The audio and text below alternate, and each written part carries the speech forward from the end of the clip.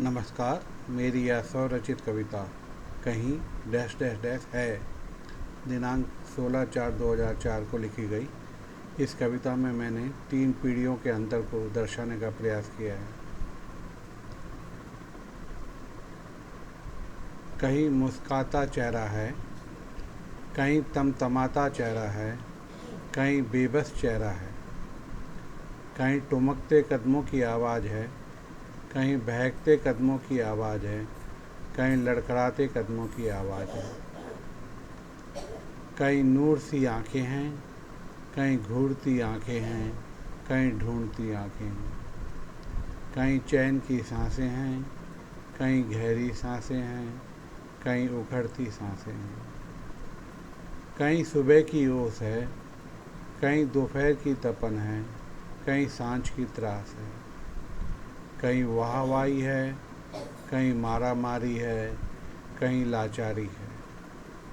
कहीं सोना है, कहीं मनाना है, कहीं रोना है। कहीं उपहार है, कहीं अपकार है, कहीं फटकार है। कहीं छुअन है, कहीं जलन है, कहीं ठिठुरन है। कहीं अपनी दुनिया है, कहीं मतलबी दुनिया है, कहीं बेगानी दुनिया है।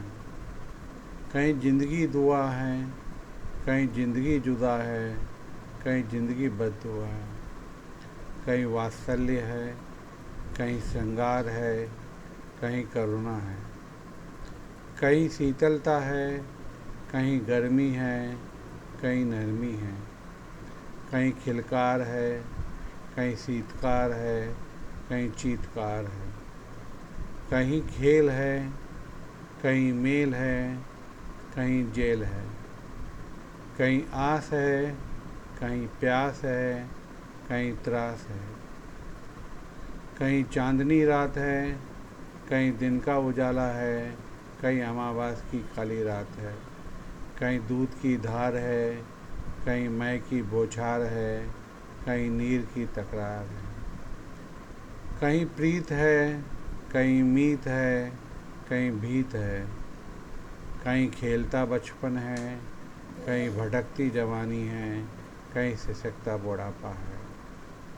सच यही बचपन है, यही जवानी है, यही बुढ़ापा है। कहीं बचपन, कहीं जवानी, कहीं बुढ़ापा है। इति सत्यम, इति सत्यम, इति सत्यम।